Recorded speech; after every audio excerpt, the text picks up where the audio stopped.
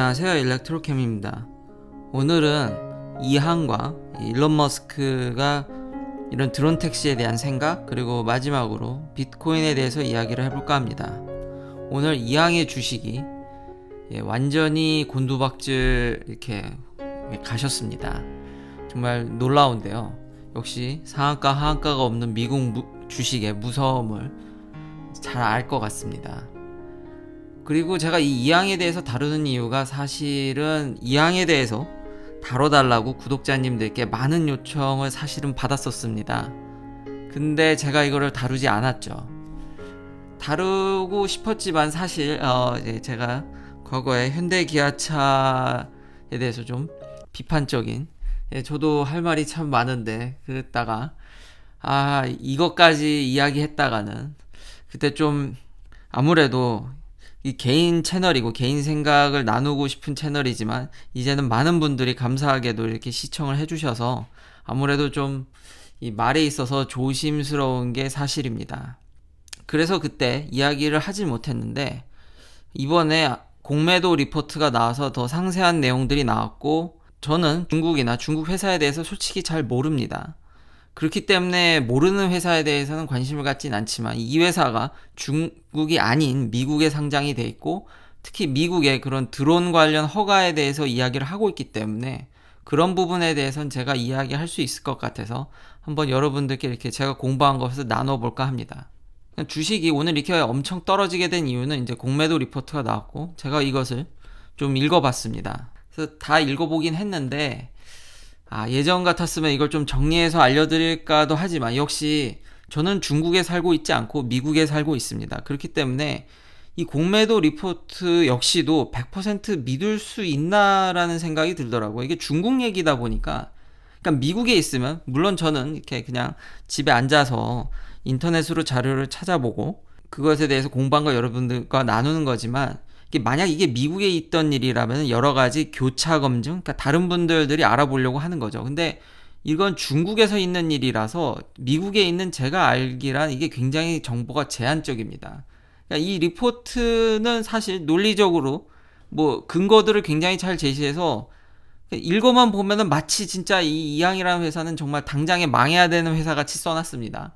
당연히 이 울팩이라는 공매도 업체이기 때문에 이걸 또 100% 믿을 수도 없고, 더군다나 중국 일이기 때문에. 그리고 좀 문제가 되는 게 이 상하이 쿠샹이라고 읽어야 되나? 이것도 좀 문제가 있는 것 같은데, 역시나 이것에 대해서 더 깊게 알아보는 게 쉽지 않습니다. 이게 미국에 있는 저로서는 한계가 있더라고요. 이 리포트 내용을 한 줄로 요약하면 결국 회계부정입니다. 참 여러 루이싱 커피라든지 과거에 진짜 여러 그런 중국 회사들이 떠오르게 되는데요. 그 또한 저한테 이런 공매도 리포트를 이야기하면 니콜라를 빼놓을 수가 없죠. 그 뒤로 니콜라가 파산을 했냐? 아닙니다. 계속해서 꾸역꾸역 어떻게든 공장을 짓고 있습니다. 지금 여전히 이런 하이드로젠 쪽에서 물론 주식이 핫하진 않습니다. 그래도 20불대 방어선을 어떻게든 펼쳐가면서 꾸준히 거기에 있고요. 정말 놀라운 사실은 공장이 그래도 이제 올라가고 있기 때문에 어떤 이 니콜라가 하이드로젠의 이런 수소 트럭 쪽에서는 그래도 여전히 유니콘이라고 보여지는 것 같습니다. 그렇지만 대체적인 기사는 그리 좋은 편이 아닙니다. 그러니까 니콜라에 투자할 바에는 GM에 투자라는 이야기들이 상당량 많습니다. 자, 그럼 이제 제가 이 미국 내 이야기, 이항이 중국 얘기는 잘 모르지만 미국 내는 어떤 분위기인지, 이 드론 택시가 어떤 상황인지에 대해서 알고 있기 때문에 이것에 대해서 이제 이야기를 해볼까 합니다. 이게 문제가 되는 게 뭐냐면, 마치 이항이라는 회사가 지금 미국에서 이제 사람을 이제 드론 택시로 이렇게 나를 수 있는 듯한 허가를 받은 듯한, 혹은 제한적이나마 테스트를 받은 것 같이, 테스트를 할 수 있는 최소한 그런 정도의 허가를, 퍼미션을 받은 것 같이 이야기를 하지만, 제가 아는 미국이라면은 이건 쉬운 일이 아닙니다. 그렇기 때문에 제가 이 부분에 대해서는 이거는 공매도 리포트가 거의 맞는 것 같습니다. 왜냐하면 현재 드론 택시, 드론 시장이 지금 어떻냐면요, 많이 진전을 했지만 드론으로 배달하는 게 그렇게 쉬운 일이 아닙니다. 사람이 아니라 물건을 배달하는 것조차도 굉장히 제한적인 데다가 각 주별로 이 주법 역시 더 타이트합니다. 그러니까 모든 주가 아직 이게 허가가 나려면 굉장히 아직은 시간이 많이 걸리고요. 그리고 이 드론 배달을 위해서 예전에 진짜 제가 인상 깊게 봤던 이 도미노 피자의 피자를 드론으로 배달하는 이게 2016년 일입니다. 그때부터 아마존을까지 이런 구글 이런 대기업들이 드론 배달에 굉장히 힘을 많이 쏟았습니다. 무려 지금 5년이나 지난 지금도 이게 지금 배달이 이제 좀 그래도 그때보다는 많이 진전이 됐지만 지금 여전히 제한적이거든요. 그런데 사람을 테스트하겠다. 저는 그래서 그 부분에 대해서는 원래 부정적이었습니다. 근데 이게 한국에서 이 주식을 많이 구매했다는 것과 워낙 이게 좀 핫한 면들든 그래서 솔직한 의견을 나누기보다는 아무래도 제 채널은 테슬라 채널이다 보니까 그냥 안 다루게 됐던 거죠. 그러니까 미국의 상황이 이렇기 때문에 저는 사람을 드론으로 테스트한다는 게 물론 제가 드론 택시에 대해서 굉장히 부정적이라는 게 아닙니다. 제가 늘 얘기하듯 이게 너무 빠르다는 거죠. 그러니까 왜 많은 분들이 이렇게 초기에 투자를 하시려는지 너무 그 이윤을 극대화하시려는 게 아닌가. 사실 미국에서는 이게 물건을 써보시고 좋으면 그때 그 회사 주식을 사셔도 됩니다. 제가 테슬라 모델 3를 사고 이 차 괜찮네. 그래서 그때 주식을 샀고 그리고 모델 Y도 샀죠. 근데 그때 주식을 샀어도 지금 몇 배가 올랐습니까? 그러니까 저는 제 투자 원칙은 항상 그 물건을 사보고 그걸 써보고 그 물건이 괜찮으면 그때 사셔도 제 생각에 안 늦는 것 같습니다. 그러면 일론 머스크는 이런 드론 택시에 대해서 어떻게 생각을 할까요? 이것에 대해서도 사실 제가 예전에 일론 머스크가 이걸 언급했기 때문에 요즘 일론 머스크나 테슬라를 이렇게 추정하다 보면 드론 택시에 비트코인에 억지로 어쩔 수 없이 제 이런 공부량과 지식량이 늘어나는 것 같습니다. 전 분명히 차가 좋아서 테슬라를 추종했는데 이 테슬라의 확장성 때문에 드론 택시까지 알게 됐는데 다시 한번 말씀드리지만 그런 부분이 안 좋다라는 거지 이항이 지금 망할 회사다 이런 얘기가 절대 아닙니다. 드론 택시의 장점도 있습니다. 그러니까 자율주행적인 측면 그런 것들은 훨씬 편하죠. 변수가 워낙 줄으니까요. 공중에서는. 그래서 이런 드론 배달도 회사들이 신경을 쓰는 거고요. 근데 일론 머스크 생각과 저도 이 부분에서 100% 일치합니다.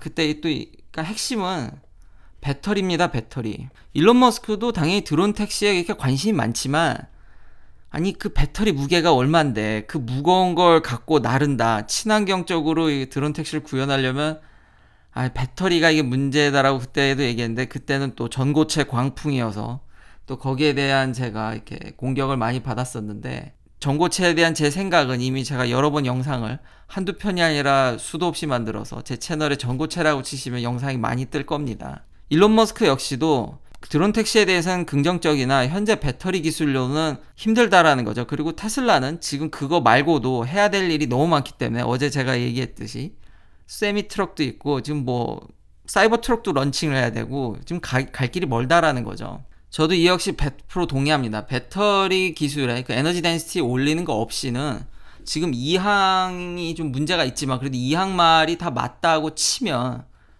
현재 한 30마일 정도 최장 요 정도인데 여러분이라면 2항의 이런 드론 택시를 타시겠습니까? 아니면 웨이모의 무인 택시를 타시겠습니까? 지금 대충 거리가 커버되는 에리어가 이거 작년 8월이라서 웨이모도 지금 계속 애리조나에서 지금 커버리지를 좀 최대한 넓히려고 무지무지 애를 쓰고 있죠. 이건 역시도 제한된 공간이지만 지상에서 다니는 무인 택시를 타시겠습니까? 하늘을 나는 이런 드론 택시를 타시겠습니까? 아직 안전성이나 이런 면들이 검증이 안 돼 있고 이거 위험합니다. 그리고 떨어졌을 때 차는 교통사고가 나면 교통사고도 물론 위험하죠. 근데 살 확률이라도 있지만 이거 하늘에서 떨어지면 좀 걱정이 있습니다. 그렇기 때문에 제가 이 항에 대해서 그렇게 긍정적으로 보지 않았던 이유가 거기에 있고요. 그리고 저는 다시 한번 알려드리지만 여러분들도 그냥 물건을 써보시고 이렇게 좋은 쪽으로 좋았으면 그 회사의 주식을 산다든지 이런 방법이 저는 괜찮을 것 같습니다. 그러니까 중국에 있기 때문에 정보가 매우 제한적이라서 알기 어렵고 이런 에너지 덴시티 일론 머스크도 이야기했듯이 이런 문제들 때문에 그러니까 설령 이항의 저런 공매도 리포트가 사실이 아닐지라도, 그러니까 이항이 그런 걸 잘 이제 디펜스해서 돌아올지라도 이거는 미국 내에서는, 최소 미국 내에서는 갈 길이 멉니다. 그리고 제가 계속 이런 실적에 대해서, 그러니까 물건이 있는 회사를 사는 게 맞다. 테슬라가 지금 80%가 조금 안 되는, 제 기대치보다는 좀 낮았지만 그래도 미국 내 시장에서 정말 어마어마한 점유율을 갖고 있습니다. 이게 좀 드디어 이제 집계가 돼서 나왔는데, 미국 내 전기차 시장 점유율, 그러니까 대수로죠, 한 79%를 차지했습니다. 물론 세부적인 데이터들을 보면은 올해는 더 대단할 것으로 보이긴 합니다. 이유가 뭐냐면 지금 미국 내 탑 10 일렉트릭 전기차 순인데요, 2위가 모델 Y입니다. 모델 Y는요, 올 한 해 내내 팔질 못한 차입니다. 거기다 코비드까지 맞아서 사실상 반년밖에 못 판 차인데 미국 내에서 전기차 판매량 2등을 자랑했습니다. 그러니 얼마나 이 폭발적인 인기를 실감할 수 있었고요. 그렇기 때문에 올해 이 모델 Y 힘을 입어서 아마 테슬라의 판매량도 많이 늘지 않을까라는 생각이 듭니다. 3위로 제가 엊그제 이야기한 그 쉐비 볼트가 꽤 많이 팔았고요. 4등, 5등 역시 테슬라입니다. 그러니까 탑5 안에 GM 한 대를 제외하고는 모두 테슬라 차량인들입니다. 여기 포르쉐 타이칸이 4,000대 좀 안 되게 팔았고요. 그때 시승한 이후로 계속 딜러한테 연락이 오는데 꽤 많이 할인을 해주겠다고 지금 계속 연락이 오고 있는데, 뭐 하긴 요즘 대부분 내연기관 회사들이 딜을 잘 주고 있기 때문에 그 뒤를 이어서 이제 코나 EV와 10위에 이제 기아 니로가 있죠. 참 이렇듯 테슬라는 자율주행적인 측면에서 뭐 물론 지금 또 올해 안에 하겠다는 얘기를 별로 저는 그걸 목표로 받아들이지만, 지금 누구도 자율주행에 대해서 확실한 솔루션을 보여주지 않고 있고 각각의 다 장단점이 있지만, 테슬라는 이렇게 실제 물건을 팔고 있고 미국 내 전기차 시장 장악력이 월등합니다. 그리고 올해도 지금 이야기했듯이 높을 확률이 굉장히 높고, 뭐 슈퍼차저를 통해서 시장 지배력이 공고하기 때문에 주식이 조정을 받을 수는 있어도 뭐 폭락하거나 이러기는 쉽지 않습니다. 거기다 참 이런 내연기관 회사들은 이제 정말, 제가 이건 너무 많이 얘기해서 참 이 믿을 수가 없는, 그래서 결국 메르세데스 벤츠는 EQC를 아예 미국에 출시를 안 하기로 했습니다. 이럴 줄 알았는데, 그러더니 이제 이 밑에 참 카앤드라이브도 아무래도 이게 내연기관 회사들한테 아무래도 광고비를 많이 받는 것 같습니다. 굉장히 긍정적으로 쓰고 테슬라에 대해서 부정적으로 쓰는 게 너무 좀 심한 데다가, 이제는 EQS가 뭐 이제 미국에서 최초로 나오는 듯한 좀 더 희망적인 메시지를 전달해주고 있는데, 제가 작년에 이게 EQC로 봤었는데, 이제 EQS를 또 하려고 하는데 나올까요? 저는 부정적으로 봅니다. 많은 레거시 회사들이 미국에 전기차를 런칭한다고 몇 년을 도대체 이야기를 해놓고 이렇게 자꾸 소리 소문 없이 하나둘씩 취소해가는 과정을 보면서 점점 제가 이 테슬라 쪽으로 이렇게 기우는 이유가 여기에 있습니다. 마지막으로 비트코인이 이제 5만 불도 넘었군요. 저는 비트코인에 대해서 긍정적으로 생각하지 않습니다. 근데 이 기술 때문에 많은 기업들이 이것에 참여하려고 하고, 꼭 비트코인이 아니라 다른 코인이 될 수도 있습니다. 이런 기술에 대해서는 제가 누누이 이제 많이 이야기를 했는데, 역시 많은 회사들이 참여하는 게 이미 알려져 있듯이 그렇다 보니 결국은 랠리가 장난이 아닌 게 됐고, 비트코인에 저는 1도 관심이 없는데 결국 테슬라가 비트코인을 사는 바람에 제가 비트코인까지도 공부하게 만드는, 테슬라는 어찌 보면 참 고마운 기업이네요, 저한테. 이런 공부도 강제로 시키고. 그리고 이런 얘기까지 나옵니다. 지금 테슬라는 아마 1월 중에, 추측입니다, 1월 중에 비트코인을 이제 샀을 거라고 추정이 되는데, 그러니까 얼마만큼을 보유하고 있는지는 알고 있는데 그걸 코인 가격을 얼마에 샀는지는 모르죠. 그러니까 개당 가격은 공개하고 있지 않습니다. 그래서 추측할 뿐인데 1월 중에 샀으면은 아마도 차를 판 것보다 돈을 더 많이 벌었을 거라는 얘기죠. 그래서 여기 계산하는 것도 좀 나와 있는데 벌써 이미 수조 원의 이익을 남겼을 걸로 추정을 하는데, 뭐 테슬라가 돈을 벌었으니 좋긴 하지만 이 비트코인의 변동성은 장난이 아니기 때문에 이건 좀 우려스러운 면이긴 합니다. 물론 기업의 속성이라는 게 이윤을 추구하는 거고, 명분이 어떻든 뭐가 과정이 잘못됐든 결국 어제 이야기한 마이클 버리처럼 그 서프라임 모기지 때 숏을 칠 때 엄청난 반대에도 불구하고 그걸 이겨내고 숏을 쳐서 엄청 돈을 벌었을 때는 투자자들이 아무 말도 안 하고 오히려 감사의 표현을 했죠. 그렇지만 이 비트코인은 좀 걱정이 되는 부분이긴 합니다. 변동성이 워낙 심하니까요. 그러니까 많은 기업이 참여해서 긍정적으로, 장기적으로는 전 굉장히 긍정적으로 보지만 단기적으로는 조금 걱정이 되지만, 테슬라가 현재 장부상으로 파이낸셜리 어쨌든 현재까지는 투자를 잘해서 오히려 지금 돈을 많이 벌고 있는 상황입니다. 긴 영상 시청해 주셔서 감사합니다. 내일도 테슬라 관련 이야기들로 찾아뵙겠습니다.